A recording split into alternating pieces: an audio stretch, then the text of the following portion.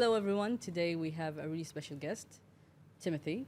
Hello, guys. Before I start to introduce him to you guys, I would like him to introduce himself. Great. So this camera, I'll choose this one. Yeah, okay. So hi, guys. My name's Tim. I'm a DOP, producer, director. Probably you guys are sensing a trend. I think we wear many hats as filmmakers, so I'm one of those. But I also do have a production house in Dubai with a couple of business partners and a great team. So we've been doing that for about 11 years now. We moved here in 2013. We're in Kuwait now. I forget we're not in Dubai. So yeah, but it's lovely to be here in Kuwait and with AABWorld and in their beautiful showroom. And it's lovely to be with you today and have this podcast. So, Same. yeah. Thank you. So Tim, how did you start to become a director of photography? Did it happen from the first time you started as a filmmaker, and then from that way you discovered that I want to be a DP? So for me, I think it was accidental. I didn't study filmmaking. Okay. So I actually, when I was very young, I had a hobby, you know, kite surfing. Yeah. We do it on land in the UK. We just call it kiteboarding. It's a similar thing.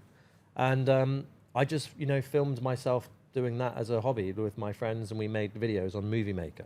Do you remember Movie Maker? Yeah, I do remember. Anyone remember that? Yeah. The free software that's on Windows. Yeah, exactly. I remember it used to crash after a few minutes of me trying to make a video because the hardware was terrible. I didn't know why. So I'd have to save it, move a clip, and it would crash, and then I'd reopen it. God. So yeah, the pains. So I did that when I was like really young, like 12, 13, 14, 15, etc. And yeah, obviously the hobby kind of fizzled as I went to college, and I got into motorsport engineering. And I was really fascinated with cars as well as kites, but obviously kiting went on the back burner. And I was finding myself working in an industry that I didn't really enjoy. So after studying motorsport engineering, I worked at race teams, I worked building supercars, I worked with engineering places, parts distribution places. I did everything, but I kept job hopping. I wasn't happy.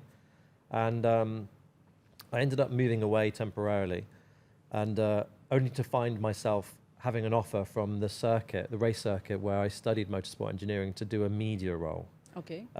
Which I did graciously accept and went and did that. But obviously I wasn't a filmmaker, and I was actually supposed to be managing content for the circuit. And they only knew me because I studied there. But they were aware that I used to make videos when I was younger, just for myself. So they did say that, you know, they were aware of my experience in that respect. And luckily they entrusted me to, I actually suggested the idea, may I hire some equipment as opposed to you hiring crews, so I can just learn effectively as events happen, and I can document it for us. And after 2-3 years of just constant camera time, I got, got okay. I got pretty decent. I didn't really, like I said, I didn't study it. I didn't really read too much into the theory behind things. I just literally had as much camera time. I had thousands of hours of camera time. And again, thanks to the networking and the kiting community, I had my business partner, Peter Farrow. He's an ex-BBC engineer in the UK, near where I used to live. And he actually saw an opportunity to invest in us both and start a business. And so the rest is history. And we basically, after almost the first year of working together and him buying a Sony EX1, which was our first Sony camera, because I'm a Sony ambassador, forgot to say that in the introduction, guys. We worked with that camera for almost 2-3 years. We traveled to 22 countries in our first couple of years. We ended up working with the Time Attack Race Series. We did content for Santa Pod Dragstrip Raceway. We worked with Ferrari Challenge. We ended up meeting a lot of really high net worth individuals in the motorsport community, which at the time was accidental, but looking back on it was very smart, because one of the things we have to recognize as filmmakers is that we need to understand who we're working with should, first of all, be enjoyable, but two, also pay well. Yeah. So for me, it was a good target market to be in, or a good industry to be niched in, because we were working with people that had money, because you have to have money to be in motorsport. And two, we really enjoyed it. So obviously we put a lot of hours in without any problem, because we really lived and breathed it. And I met my second business partner, Rajiv Irani. He's an ex-Bollywood director from Mumbai. And we were serving an Indian billionaire client who was flying us around the world with Peter and Rajiv. And only a few years in of that relationship, we bonded so well that we decided to start a company in Dubai together. Wow. So I pretty much reset, moved to Dubai. And then my first 2-3 years were pretty terrible. because moving to any country where I mean, I knew how to make films and I knew how to do Yeah. content. I'd already done hundreds of like ads, commercials, event coverage films. So I knew what I was doing, but I didn't know the market. I didn't know how to market myself. I wasn't a businessman. And I think that's like a lot of DPs. Their problem is that there's a lot of very talented people out there, but they just don't have the clients or the opportunities. So for me, when I moved to Dubai, that was a big shock. Even for Rajiv and Peter, who were seasoned businessmen. But I mean, again, they were known in their respective countries and industries. They also felt the same pains. So it took us 3-4 years to get ahead. And then fast forward to now, we're a team of 20 and we've worked with people like Will Smith. We do work frequently with Red Bull. We've worked with the Emirates Group. We do all the content for Jumeirah. We get to work with some of the biggest names you can imagine. We produced Indian Matchmaking, which is a hit show that's won an Emmy on Netflix. Yeah. And yeah, I mean, we're doing constant stuff like this. I literally flew in 2 days ago from Dubai doing a shoot for Gulf Oils and Lincoln. And I had a team doing COP28, and we had a team working for Michelin Guide, and we had a team also working for Mitsubishi around GCC. That was all last week. So now we're turning over like, I'd say at least 6 productions a week. And we're doing really well, and the team's amazing, and it's been a hell of a journey. Wow, that's really amazing. So I have a lot of questions. Go for it, sorry. No, it's okay. So you mentioned that you didn't study, and that's a question that me, myself, I've been asked a lot, that is it necessarily to go to film school in order to be a DP or a director or work in that industry? I think it's important to recognize that let's not exclude education here. I think take university or the name away from it. Education is very important. Now, there's different types of education. So for me, I had mentoring. Okay. Even though it was maybe not structured, but without Peter and Rajiv, one being ex-BBC, two being technical, one being Bollywood to help creativity, I got a lot of education from that experience. I also learned by failure. That was also a form of education. And then a few years in, I obviously did study business and study filmmaking more as I got more proficient in my career. I just wish I adopted it sooner. If I was speaking to someone new, do you need filmmaking? Do you need to study filmmaking in like a university to make it as a DP? My answer would say no, because we're in an information age. I think the problem is right now, we've got so much information available to us. Like you can go on YouTube right now and you'll have millions of videos telling you how to shoot. The problem we have is how do we filter that to know what's correct and what isn't? Because anyone can pick up a camera and give knowledge. True. But is that knowledge correct? Yeah. And one of the things I do, as well as being a production house co-owner, Sony ambassador, I'm also a coach to filmmakers. I have a mentoring and an online course where I help filmmakers grow as a businessman. So I also do that as well. Nice. And for me, it's taken me 10, 11 years to get to the point where I feel I can pass on some things that I've implemented. And I think that's what it is. I think learn off people that you know have implemented it, because there is so many people giving advice out there that I would say probably don't have the authority to do so, because you've got to try and test it. And that's the benefit to university, is you're going to a venue or an establishment where the education is verified to some level. But we are in an age now where I think universities, we have to recognize, are still a business. They have got a price tag, tens of thousands of dollars a year, in fact. And is it necessary for you to go to one to become a successful DP? Yes and no. I mean, if you want to go into the feature market and you want to reside in LA, for example, maybe it's wise that you do go to film school. Yeah. But if you want to start a business and be a freelancer DP and learn as you go, and you don't require any qualifications for someone to hire you, that isn't maybe feature, maybe it's more commercial, corporate and all that stuff. Maybe you don't need it, and you can save that money and invest that elsewhere. I mean, it's a money in, money out. A university is an investment. What do you get out of it? So just start looking at like a piece of equipment, like this Sony Burano here. You've got to look at it. It's like, I buy that. What do I get out of it? And it's the same with education. So the benefits of cheap education, like unconventional education online, it's not as verified. You might buy some courses that might not help. Some might do. But the risk is much lower. So I don't know. It's a very hard question to answer, because I think everyone's different. And I know people that have done very well going to film school. I do. I also know people that haven't done very well. Exactly. And that's what I want to mention, is that there's no right way for, if I want to be a director or producer, that's the pathway that I should walk in order to achieve that goal.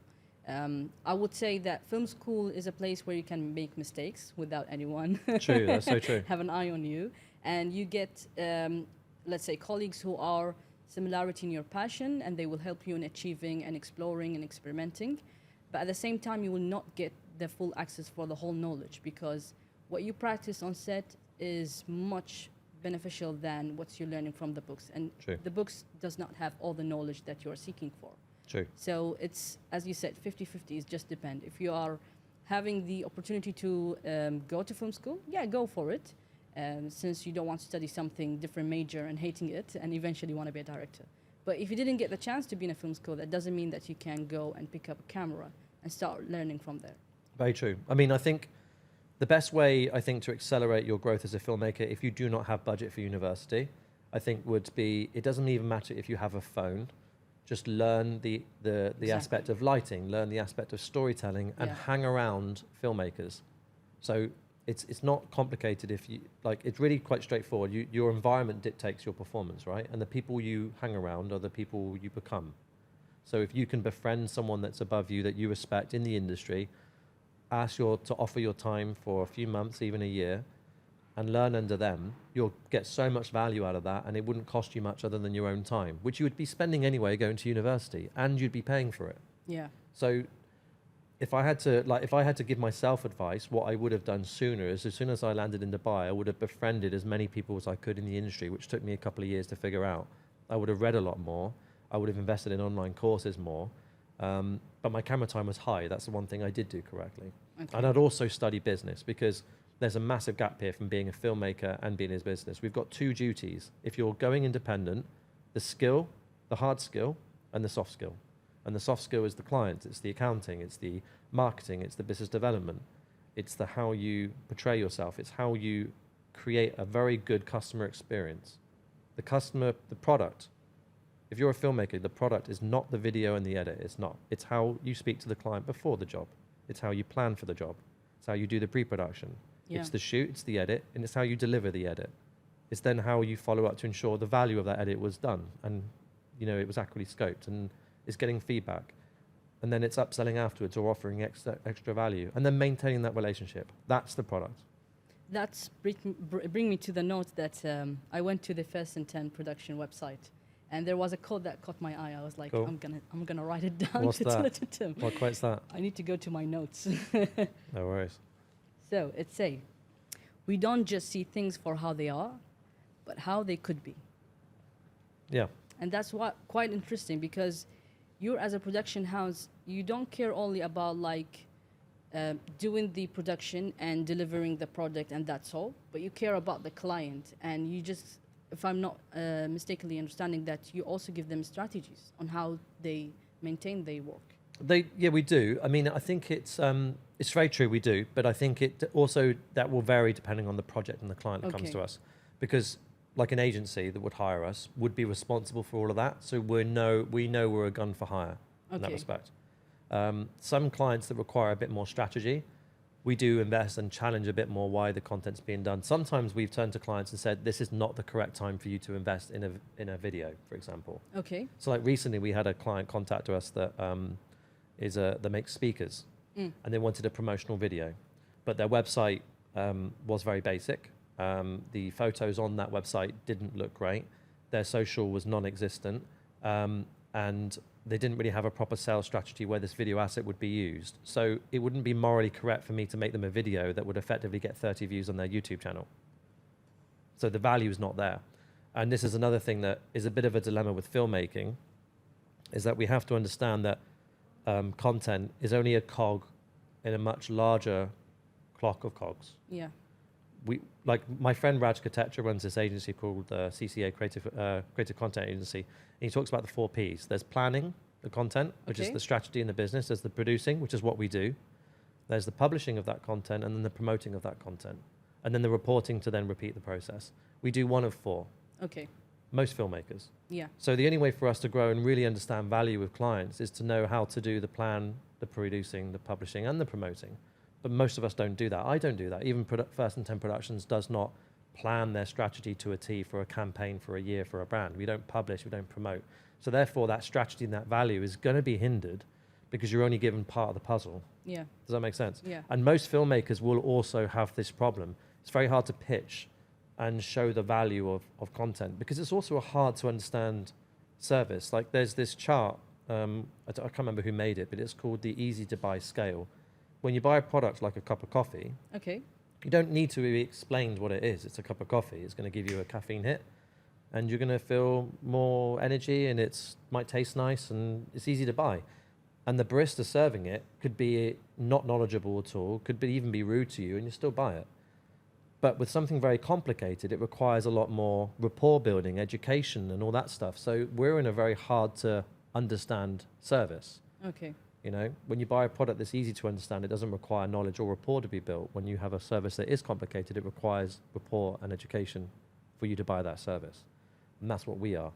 So we've just got to be very, very good at understanding our value and how that helps the client. So when it comes to strategy, going back to your original question, yes, we do offer strategies to our client, but sometimes it means also walking away because I don't believe you should ever take someone's money if you don't think it's going to achieve the results that they want to achieve. And 9 times out of 10, people that come to filmmakers, I feel, unless they're like agencies where they know what they're doing, may not know what they want or know what would work. Yeah. So it's our job to educate them. That's amazing. So you mentioned that you had a little bit of struggle when working in Dubai for the first 3-4 years. Yeah. So, and that's a question I'd ask you when I was meeting you in the Sony Venice too, that you come from UK and most people who are filmmakers from this region would love to work in UK or in America, you know, the high-end production. But UK citizen coming to Dubai and working and thriving there with a really big brands. So I asked you, why did you come here? So why did you pick up Dubai and how did you overcome your challenges? So I think Dubai was, it was a new, interesting market. It felt ahead of the curve at the time. And I think it was a good move to go to Dubai because it's still a very new country. In that respect, it's a bit like Kuwait. I mean, it's still a very, the most of the GCC is quite close new. to you, though. Yeah, and one thing I would say that Dubai is lacking, and it's not Dubai's fault, but it's just the talent pool is very small. Okay. So I'm very dedicated to what we produce in our company. I think our team works incredibly hard, and I think we produce some great content. Do I think it's the best content? No. Do I think our product's extraordinary? Yes. But like I said, the product isn't just the content, it's everything else around it. So I think we're particularly good at the bookends of this. I think we're very good at the client handling at the beginning and making them feel involved and looked after. And I think we look after them at the end as well. The product obviously could always go up or down sometimes, but that's where I feel we add the value. And if you're consistent enough and you're a man of your word and your character's strong, I think you'll do well in a country like Dubai, even now, because, or any country in the GCC, because if you lack competition, you're a bigger fish in a smaller pond, so to speak. I get you. And if you go to like an LA, for example, right now and try to make it as a filmmaker, unless you do things very, very right, you'll find that your learning curve and your compound curve is going to be very long. True. Because you've got a lot of ground to make, reputation to make, you've got a lot of things to do right, and the room for error is very narrow, whereas the room for error in a country that doesn't have a large talent pool, you can afford to be a bit more you can afford to make more mistakes. Yes. I don't know, consciously back then moving to Dubai was like a tactical move, like I'm saying it. I think we were just presented with an opportunity and we decided to go for it. And was it the right move? Yes, I do think it was. I think, would I have made it in the UK? I'm not sure. But I know I wouldn't have had the opportunities like I would have done if I hadn't have gone to Dubai. So I owe Dubai pretty much an awful lot. Well, I owe Dubai everything, to the fact that it's such an attractive, obviously, place. It's very big on its tourism and it attracts a lot of, you know, productions and celebrities and events and that sort of thing. And that's kind of like what we've niched into. So your environment dictates your performance. And if you want to be known at something, you've got to look in the industry, what do you want to be known for? And you want to be in that environment. Like I've got a cameraman friend in Singapore that's a really good food DOP and he's in one of the best cities in the world for food, Singapore. So that's the place you need to be. You're not going to get that in another place. So you just got to figure out what your niche is. And that's a whole separate conversation, learning to niche. But it's quite interesting because that's what I will always tell my colleagues, that we are in a country, not only in Kuwait but also the GCC area, that you don't have that much competition, so you have the space and the freedom to explore, and the learning curve will be faster rather than just going to UK or America. So, shall we get into the cameras? Yeah. Yeah, let's talk about it. Do you want to do FX6 first or Burano, since it's here? Well, I mean, let me just bring context to the cinema line, just in case people don't Yeah. know. So obviously, I mentioned earlier that I'm a Sony ambassador, and me and a few others in the region for Middle East and Africa, we're responsible for just bringing awareness and educational content centered around the cinema line. Yeah. What we have in front of us here is the newest camera in the fleet. It's not even out yet. It's called the Sony Burano. I'm particularly very excited to see what waves this thing makes in the industry, because I think it's quite revolutionary. It is. But I've put a lot of time and money as well into the cinema line, and I'm a big advocate for it. I know I'm an ambassador, so therefore I have my agenda with what I need to say, but everything I can assure you what I say about the cinema line is true. I wouldn't say it if it wasn't. So I've been a Sony ambassador since the beginning. It's just I've only become officially an ambassador in the last 4 or 5 years. Why did you pick Sony? At the time when I got Sony, I found the ergonomics of the camera were best suited. But as it's grown and I've realized what Sony have done, especially with now the Alpha range and the cinema line, I think they're one of the most innovative, like futuristic looking company out there. And you could argue they make a lot of products. Okay. Too many. But I would say what they're actually trying to do is give a product for almost every production or every person. People think that the smaller cinema line cameras are for newer people or less experienced people. I would say that's the wrong way to look at it. It's a camera that would suit certain productions. So I use the FX30 and I use the Venice 2 all the time. And I use everything else in between. But the camera I use the most is the FX6. Okay. So, as I mentioned to you earlier, that whenever you have a video explaining anything or giving like tips and tricks, there's always these Sony cameras in the background. And I was like, wonder like which one he will grab today, because there's a lot of. There is a lot, yeah. There's a lot. So do you get that confusion like when you're working? I know like each project has a certain camera that suits it, but among all of them that you have, which one that you feel like can get my hand off? Yeah, I mean, I think it depends on what the client wants. So like if I have a client wanting me to do event coverage, if they're wanting like a lot of, if they send if I ask for a reference and they send lots of like gimbal work, I'm probably going to go with an FX3 because it's full frame. It's going to give me that nice depth of field, that field of view as well. It's also got the high base ISO, which means it's going to be absolutely phenomenal in low light. Yeah. And when I'm going into an event, I don't know what the environment's like. So I need to be prepared. Okay. And with an FX3, I can stick it on a gimbal easy. The FX6 also goes on a gimbal, but I would only put it on a gimbal over an FX3 as if we're doing maybe a lot of outside stuff where the ND would be really useful. I have a question regarding FX6, FX30 and Burano. Yeah. They all have the full frame sensor, right? Well, the FX30 is an APS-C Super 35. Okay. So it's a 3. The only camera in the fleet, in the cinema line at the minute, that does not have a full frame sensor is the FX30 currently. Okay, so I'll exclude it from this question. So let's keep it between FX6 and the Burano. Sure. Since they have the Sony sensor full frame, do they have similarity in the term of image quality, latitude also? Like the dynamic range, how it handle the highlights and shadows, or each camera needs to be treated differently? So the Burano's got a very different sensor, but there's technology that's shared. So the cinema line, just to bring context, you have the Venice. Okay. The original one that had the color science, the technology, and that's kind of drip fed into different products in the cinema line. So it's all stemmed from there. The Burano is very high up in the cinema line. It's just below Venice. So therefore it's going to have the most tech and be the most advanced. So it's going to be a lot better quality with the dynamic range, everything compared to the FX6. But the FX6 is really, really good. And on the grand scheme of things, I think you're splitting hairs. I mean, you could put an FX30 next to a Venice too and show most people in the public and they wouldn't know the difference. Yeah, exactly. But we filmmakers do. But obviously the difference is, I said this yesterday in my workshop here at AAB. I don't think people should buy cameras on quality anymore. I think we're so focused as filmmakers on quality all the time. And I think in the end of the day, it's important, but it's not actually what we should use to buy cameras. We should buy it on the ergonomics, the community centered around the brand, like Alpha Universe. It should be centered around the ecosystem and the lenses that you can use across the range. It should be the price. Like, how soon can I make my money back with a Burano versus an FX6?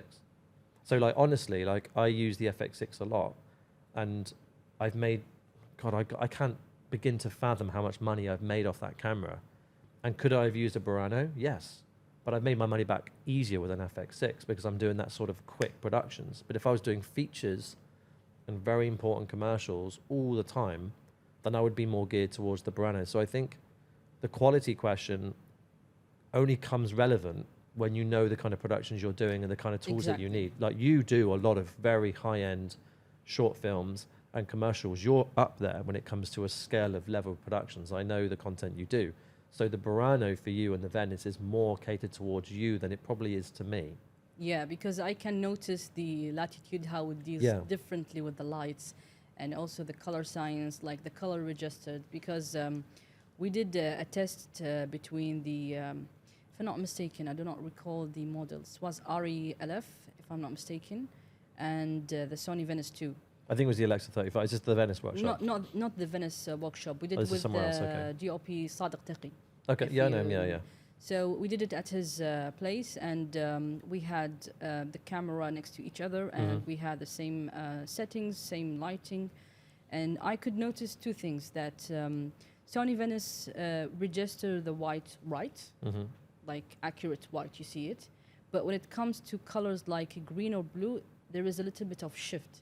So these things, you just take it in your mind when it comes to like which camera to use regarding the color, latitude, and all this stuff. Sure. For high production, it does make a change. Sure. But if you're in the end working for like a social platform content, nobody gonna notice the difference. And actually, and also like we have the Creator, the movie where they use the Sony FX.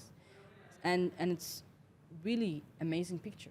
Yeah. You could not tell this was a small Sony camera. Yeah, I mean, that's an amazing point you just raised. I mean, the Creator film, if you guys haven't watched it, do check it out. It's been used with the FX3. The Sony FX3 is obviously the second to smallest camera in the Cineline fleet. And they've done the entire feature film on that camera. Now, to me, I think that's awesome. And I think a lot of it's also kind of set the tone that you don't need to always use something that's $200,000-$400,000 with all the bits to run. So going back to your point where you talked about the colors not being exactly right. In the end of the day, I think if I showed 4 or 5 films to very experienced DPs and I said, "Tell me what camera was used," would they know? No.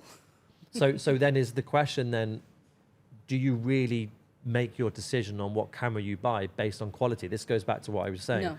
I don't think you do. I think, and again, this is my opinion. I don't want to put any detriment down to Sony, but I want to kind of illustrate that there's a lot of brands out there, a lot of cameras where all the quality of them are quite good. I genuinely, if I gave you like a really old Canon bridge camera, like a 550D that's like 10 years old right now, and I gave you a nifty 50 and I gave you some lights, you would get a lovely interview block, wouldn't you? Yeah. Because you know how to use the kit. Exactly. Now, I don't want to say that, I mean, I think Sony is superb in terms of its quality. I think it is superior, but take quality out of the equation for the minute. I think Sony's the best due to everything else that's in the ecosystem. And that's the reason why I think it's the value that it is. So I think I just stress, it doesn't matter what camera you use, don't get caught up on quality. I think it's down to everything else around it. It's not depending on the tools, because in the end, they are tools. You use them to eventually get a good look. You don't need the high resolution, you don't need these big cameras, because as we can see very clearly, you can use really small equipment to achieve a really good cinematic look. You as a viewer and audience, you will not tell the difference. No. Very true. I mean, we're in an age now where technology has caught up. We buy cameras and other things now. Yeah. Yeah. So, Sony Burano, like when I heard about this camera, I was really, really excited and interested. And when I went on YouTube, I couldn't see much people talking about it. And I wanted to see like more of test footage to learn more about the camera. And I know that you have spent some good time with it.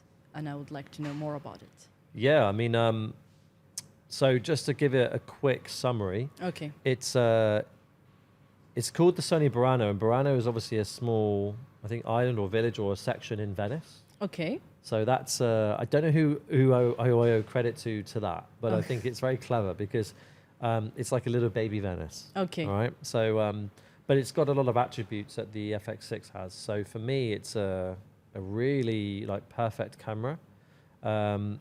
So what's different from the FX6 versus the Venice with this is that it has an 8.6K sensor. Okay. It has obviously many scan modes that have, I think it's 5.8K Super 35 as well in it. Oh, nice. It's got inbuilt image stabilization, so it has IBIS. The FX6 doesn't, nor does the Venice, so that has IBIS. Okay. It has a variable ND, which is a phenomenal feature to have in a job where you're not constantly changing filters. Every time I use an FX3 or a 30 and I'm having to use filters, it is really annoying. It is. So having a variable ND is really cool. And it's obviously, it's so user-friendly. It just pops on your shoulder or you can just hold it by your hip and it's very easy to use. You don't require a large team. In fact, I was shooting with Gulf Oils last week with it and it was just two of us pretty much manning the whole shoot, you know, from a camera perspective.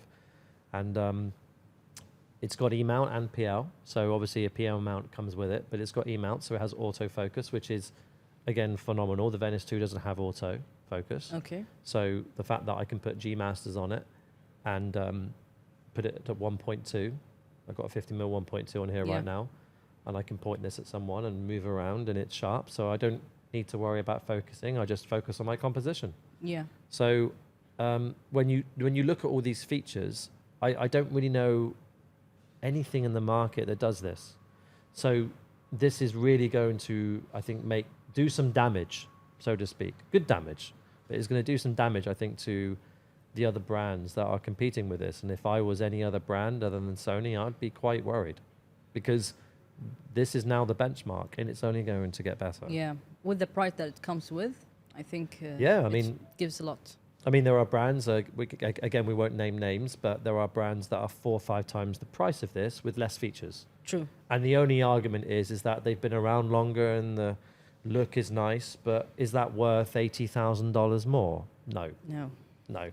And in the end of the day, like you said, you can't tell what's been shot on these days because everything is so good. So again, you're buying the time. What Sony's doing is they're not selling cameras anymore. They're selling you time. You're getting time back. Oh, that's quite interesting. Yeah. I wanted to ask, do you guys have, because it's available on FX6 where you can install an application on your iPhone and then you can remote control the FX6 with the ND, with the ISO and everything. Does that happen also with the Burano? So I think the Burano, I'm not too sure on that, but I know with the FX6 I do that quite a lot. Yeah. There's Content Browser Mobile is the app name. I actually was shooting with the FX6 not so long ago. We were doing a shoot for Speedo, and we had the camera suspended over a pool. And I was able to change zoom, focus, white balance, ND, press record, playback, all with my phone. So that's an amazing app. I mean, I saved so much money just on the technology right there, you know. So it does work with a lot of the Sony cameras. I would be very surprised if the Burano doesn't work with it. Okay, that's amazing. Regarding heat, how does it function in heat? Well, I've had it out in the Dubai desert shooting all day, so it's not let me down yet. Right. But it's so new. So I think it's hard to do the R&D on this justice. It may have faults. I mean, this is something that's from Japan, or this is the base prototype model. So when it's out in March, I think the industry will quickly tell you if there is something wrong with it. But I've used it quite fiercely in the short time that I've had it, and it's not let me down once. So, and to be fair, the cameras in Sony have never really let me down. I'm talking about the video cinema line here. So like even the FS7s, I've had them out in 50+ degrees heat all day, and they've not failed. The small A7s are a bit Yeah. susceptible to overheating. I think because also the design is They're very there's small, there's you know. not much space for Yeah, the I don't, fans. that's not a Sony problem. I think any small camera will overheat like that. Definitely. But Yeah. these have very big vents and fans on the side. If you can, I mean, I can turn this around so you can sort of see it. Yeah. I think it would handle mean, the you heat can because see I've used the FX6 in So yeah. the heated summer of Kuwait and it survived. So I think. Yeah, I mean, this thing's fine. They should be good. Right. So it comes also with native, dual native ISO, right? Yeah, that's another amazing feature. So like all cinema cameras in the Sony line, this has a dual base ISO. Okay. So just for the viewers, if you don't know what that is, every camera has its cleanest image to a certain set ISO. It's not the lowest. People think it's usually like the lower the ISO, the better. Not correct. Which happens in photography. Happens in photography, but in video you have a native ISO where you get Yes. the optimum cleanliness of the image, so the less noisy image. Sony have developed a dual base, so it means you have a sensitive mode and a non-sensitive mode. So if you're shooting outdoors, you use the non-sensitive. So for this camera, it's 800. So that's means that you obviously still have to need an ND potentially, but it's less sensitive. And then you have a 3200. So if you're shooting in an environment indoors, you can put the high base ISO on, and that's still very, it's like still very clean. It's a little bit different to the 800, but you don't notice the difference. It's very small. So again, the first base ISO is 800 or 640? 800 and 3200 on this. Okay. So if I compared between FX6 on 3200 to Burano, will I have similarity in the cleanest image, or I will find the Burano way better than the FX6? So the high base ISO on the FX6 Yes. is 12,800. Ah, okay. Very high. It's almost too high, I'd say. It is. Because I hardly use it. And if Okay. I do use it, I'm using NDs. Because like you'll find it so sensitive, you have to use NDs even Yeah. indoors. Most people use it in a very dark situation, Yeah. outdoor, in the Yeah. desert, Yeah. for source light of a moon. Yeah, that's yeah. I all. mean, you can literally point the FX6 up at the sky, providing the light pollution's okay, Yeah. and pick up stars with that thing. It's crazy sensitive.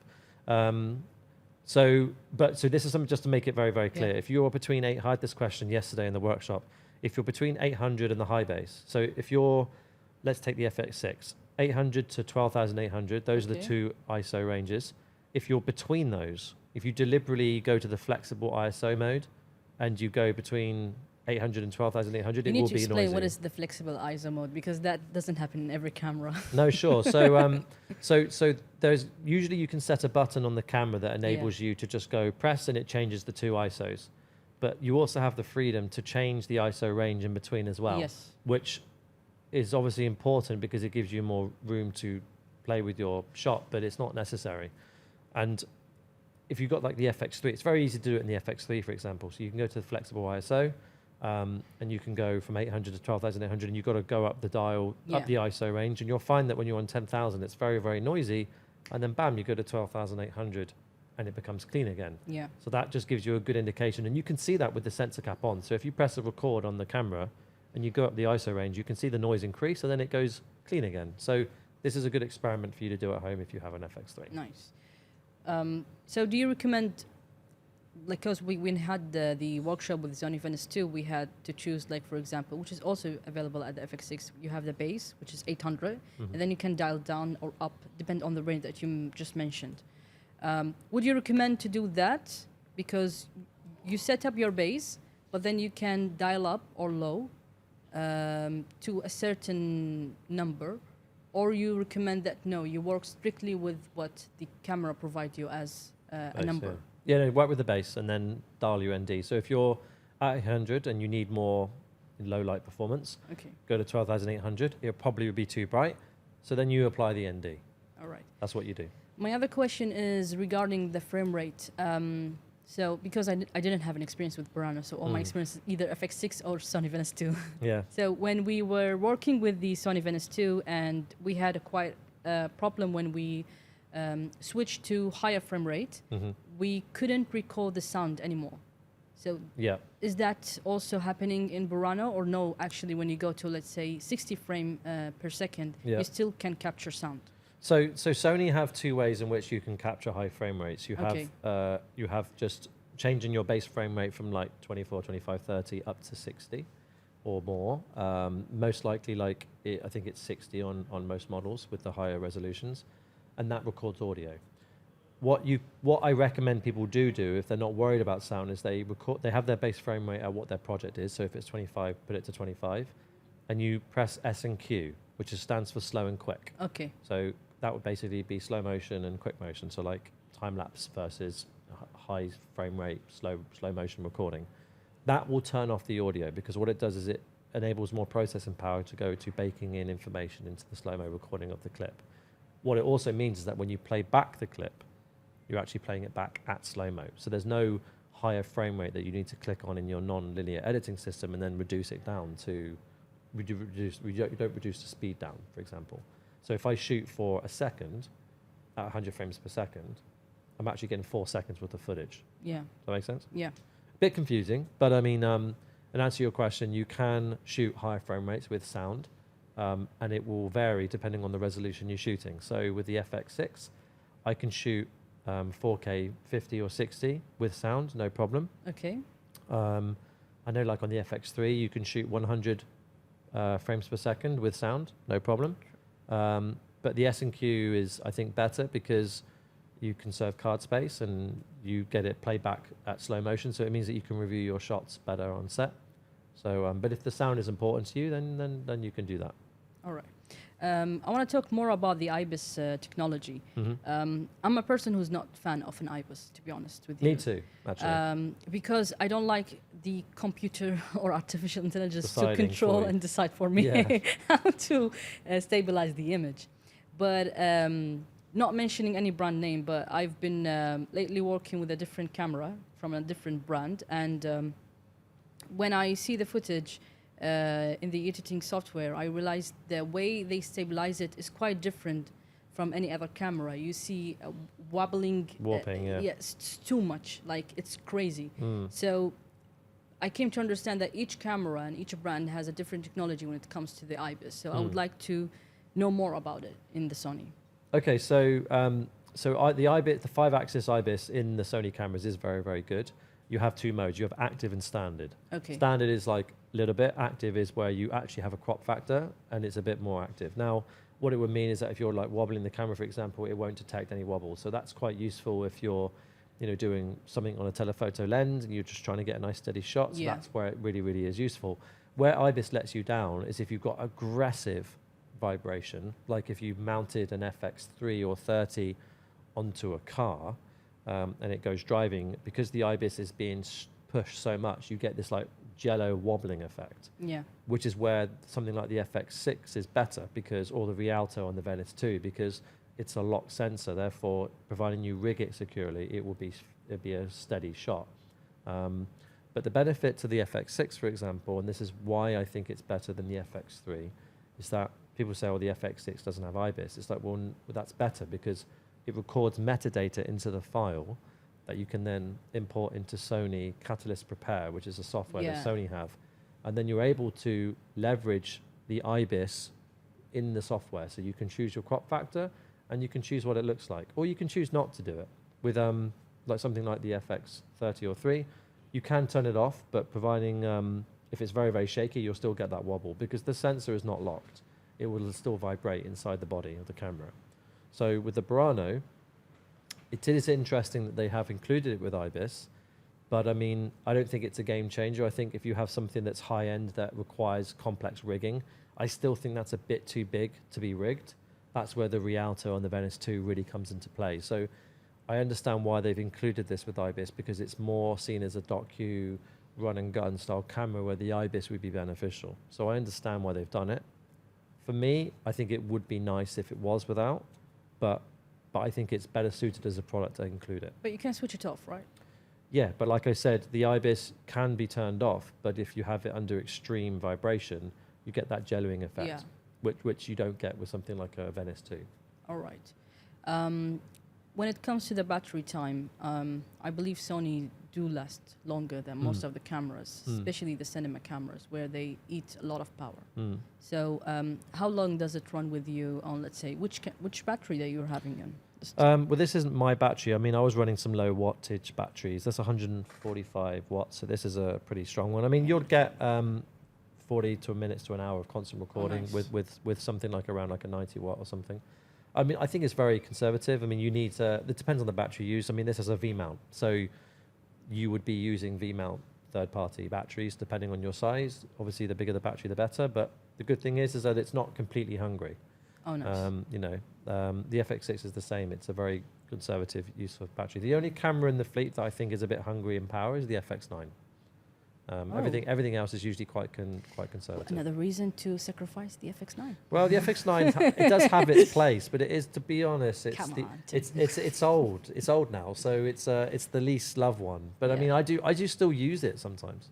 I still use it sometimes because it is technically, excluding the Burano and Venice, it is technically still the highest quality camera in the fleet because of the 6K sensor. So you don't like it? Have you used it? No. Oh, there we go. Then. Okay, I'll give it a try. You try it sometime. Just to understand. Yeah, but I mean, it's I mean, obviously, it was the FS7 replacement, so to speak. Yeah. So it was good in its time. I'm a really big fan of FX6. Yeah, the 6 is phenomenal. They've done a cracking job there. I don't know how they can improve it. By adding electric viewfinder and also 6K resolution. There you go. Yeah, but the price tag is quite different. Yeah, no, true. Very But true. what I really love about the Burano, like I'm looking at the size right now, it's, as you mentioned, is good for solo operators.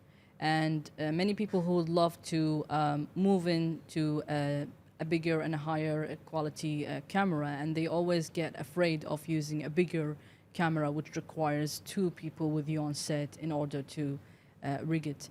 But this one looks quite simple and easy to be used. Oh, very much. You can use this yourself all day, no issue. Amazing. So, anything else you would like to talk about? I mean, I don't know. Do you want to talk more about the clientele or the growing as a content creator or any client stuff or any more of the cine line? What do you think? Actually, yesterday I was watching the stories of your workshop in AAB, and I've catch something that you were saying that don't wait for clients to come to you, but actually go and approach them. Yeah. And we have this lot of question that why I don't get projects, why I don't get client. But the thing is, you should change that way of thinking, waiting for something to come to you, because you can always approach them. True. So do you want to elaborate more about this topic? So the question is, how do you become busy effectively as a content creator and get the right clientele? Is that what and how do you, let's say, I don't know if that's the right way to say it, sell yourself? Because today we do not need agency or agent for our work, but we can use our social media platform to promote ourselves in order to get more projects. So I think it's a misconception that people think social media gets clients. I don't think it does. You don't think so? Social media has its place, but it's like branding. Okay. Like social media is a warming up tool. All right. So if you meet someone and you get their details and you build rapport and then they check out your social media, that's where social media is really useful, because it reaffirms them that you've got good social proof, you're credible, your work is there. But people won't probably find you on social media and then go, I want a video. That's how it works in Kuwait. Really? People DM you? We like, even for casting, sometimes we'll just go randomly on Instagram, be like, oh, that's a good looking man, let's get him on this TV commercial. Okay. I think I would be very surprised if that is the case all the time. I think the majority of the industry, I think people, like for me, I think leaning on a supplier to hire for a production, I would be very nervous going in blind on a social media page. I would ask someone, do you know anyone? I would refer someone. Referrals and word of mouth, I think, is the best way to grow as a filmmaker, is what I would say. And I think that knowledge, maybe you have a few exceptions in here in Kuwait, but I think for the majority of the world, I think if you have a good portfolio, good reputation, you have a good product, and you have a good network of people, you will get good word of mouth business. And I think if you can find a way to grow that, that's better. I actually have a methodology in my filmmaking course to help filmmakers grow called ECV when it comes to growing as a filmmaker. I call it ECV. So the first one is E, it's extraordinary. I think for the first step of you growing as a filmmaker, you have to learn to become extraordinary at creating a really good customer experience. And this goes back to what I said earlier, where you don't just focus on the video and the edit. It's how the client was handled before the production and afterwards. And if you can, like if you right now take your last 10, 20 projects and just reverse engineer the customer's experience, write down what could you do to be better, because there's always Yeah. room to improve. Definitely. And look at all elements. If you can look at ways to be constantly doing that, you'll eventually stand out. And when you become extraordinary, you'll get better word of mouth and better business and more clients. And when you get more clients and more opportunities, you can be more niche and be picky with what work that you do. And that's when you can charge more prices. So for you to grow in the best way possible, the first part is to learn to become extraordinary. If your product is not good, then you're not going to do well. Like, it's just very, very important. And it doesn't necessarily mean that your editing or your shooting has to be phenomenal. Like McDonald's is not the best burger, but people go there and it's very, very successful as a burger chain because it's very, very efficient. It's consistent. You go there, you know what you're getting. You can go to Japan and get the same Big Mac as you would do if you went to anywhere else in the world. So that's part of the actual experience. The second one is C, credibility. So you've got extraordinary, you've got credibility.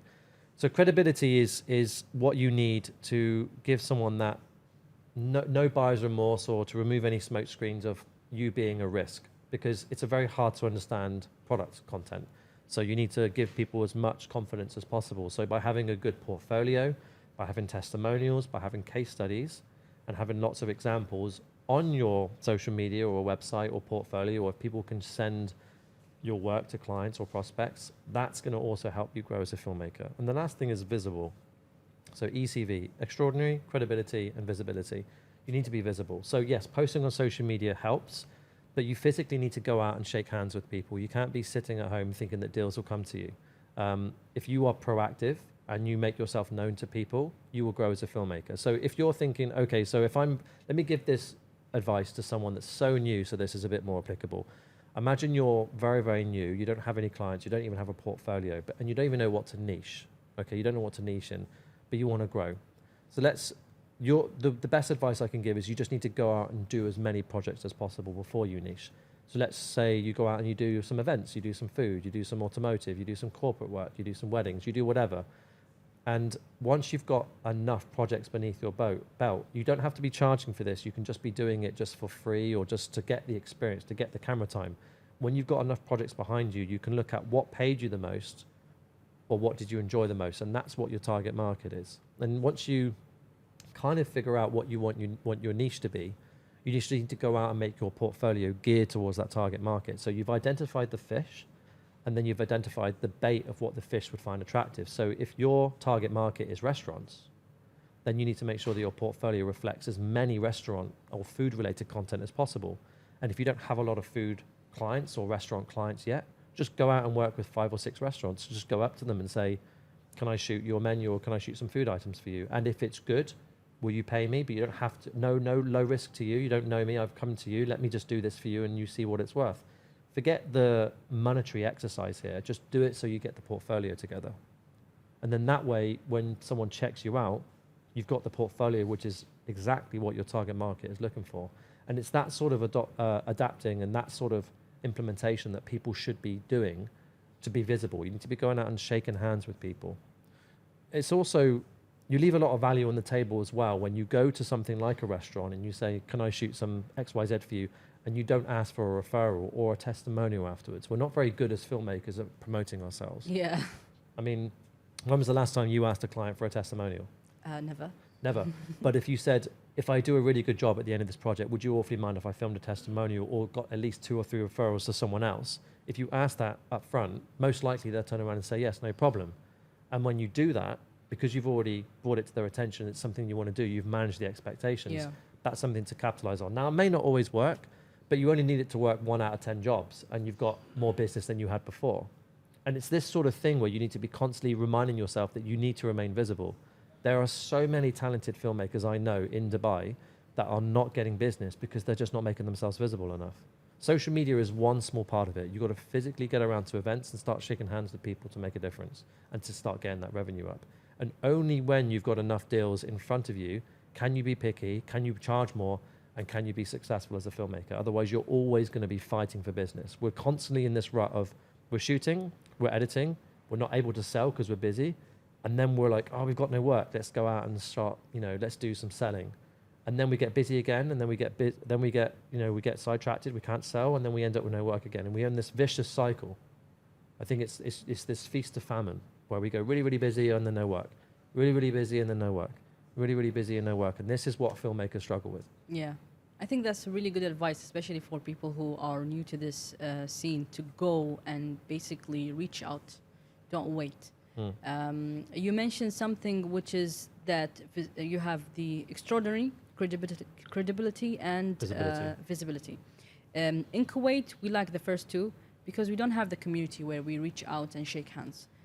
So that's why we rely too much on visibility and using Instagram. Yeah. Even if you meet up any filmmaker or director, nobody having a website. True. They only rely on their Instagram profile. So I think it's a good way to change. Yeah. And also asking for a testimonial regarding your client will help to improve your work. Yeah. I think that's really good advice. No, true. Thank you. Anything else, Tim? No, I mean, good. We're good. And we have some food to eat also. We have food to eat. Yeah. It was a pleasure meeting you again.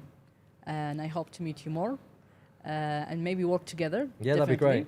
And welcome to Kuwait. Anytime you're here again, just let me know because I would love to take you to some good restaurants. Yeah, no, thank you. Thank you so much. It's lovely to be here. And yeah, thank you so much for hosting me today. Cheers. Oh, no worries. Thank you.